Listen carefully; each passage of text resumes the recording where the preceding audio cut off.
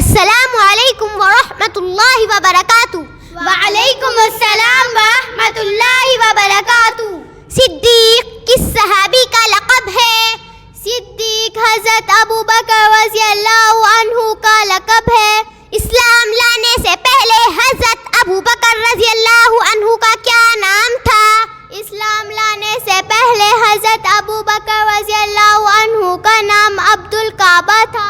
اسلام لانے کے بعد حضرت ابو بکر رضی اللہ عنہ کا کیا نام رکھا گیا؟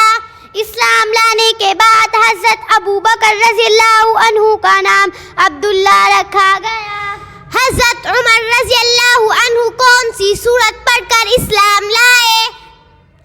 حضرت عمر رضی اللہ عنہ سورہ توحہ پڑھ کر اسلام لائے.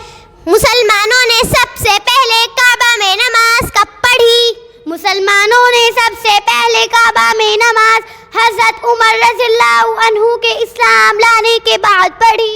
کس نبی کو مچھلی نے نگل لیا تھا؟ حضرت یونس علیہ السلام کو مچھلی نے نگل لیا تھا. کس نبی کی جنوں اور ہواؤں پر بھی حکومت تھی؟ حضرت سلیمان علیہ السلام کی جنوں اور ہواؤں پر بھی حکومت تھی.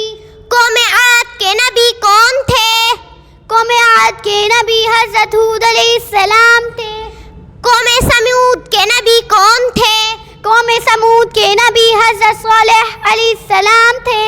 حضرت شعیب رضی اللہ عنہ کون سے شہر کی طرف نبی بنا کر بھیجے گئے؟ حضرت شعیب علیہ السلام مدین شہر کی طرف نبی بنا کر بھیجے گئے. اہل بیت کسے کہتے ہیں؟ اہل بیت کسے کہتے ہیں؟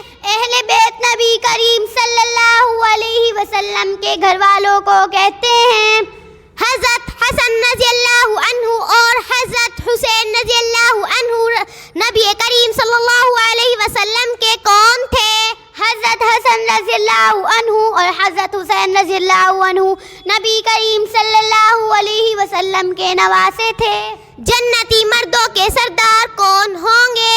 جنتی مردوں کے سردار حضرت حسن رضی اللہ عنہ اور حضرت حسین رضی اللہ عنہ نبی کریم صلی اللہ